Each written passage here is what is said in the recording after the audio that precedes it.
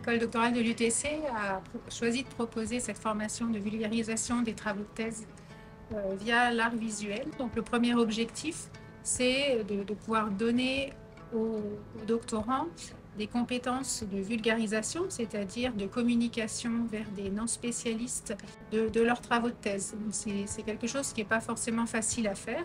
Il y a certains sujets qui sont faciles à expliquer, qui parlent à la société, et d'autres qui semblent plus complexes, mais qui ne sont pas moins intéressants et utiles. Je trouve ça intéressant d'essayer de vulgariser nos travaux, d'essayer d'avoir une approche un peu différente de ce qu'on fait d'habitude, d'essayer de transmettre notre sujet à un public différent, qui n'est pas forcément scientifique.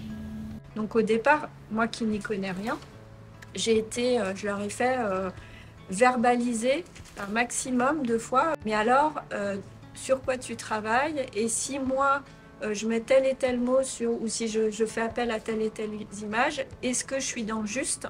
Est-ce que ça te parle? Est-ce que c'est correct ou pas? Pour eux, les amener, parce qu'eux, ils sont vraiment sur des concepts très scientifiques, parfois très abstraits. On est dans du codage, donc moi, il fallait que j'arrive avec mon esprit créateur à transposer ça et à leur demander s'ils validaient ou pas. Et du coup, je pense que le fait de me voir comment moi j'interprétais les choses, je pense que ça leur a permis de comprendre un petit peu mes mécanismes de création et de se les approprier. Alors après, j'ai travaillé avec eux, je les ai accompagnés sur ces réflexions.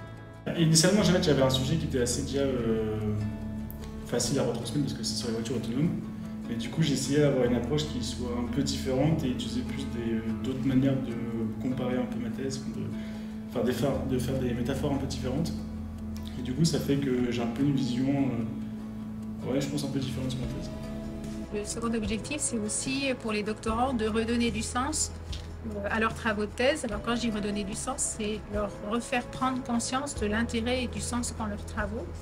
Parce qu'ils se heurtent en fait à des problèmes qu'ils doivent résoudre. C'est l'objectif de la thèse. Et quand on est en train de creuser un problème, on perd des fois le cadre et le contexte général.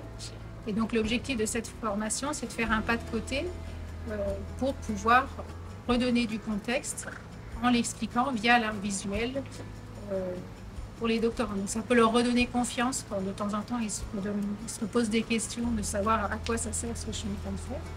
Et puis ça va leur donner aussi des compétences qu'ils pourront remobiliser plus tard, par exemple pour de la pédagogie ou alors en entreprise quand ils doivent travailler avec des collègues non spécialistes de leur domaine, pouvoir faire passer des messages.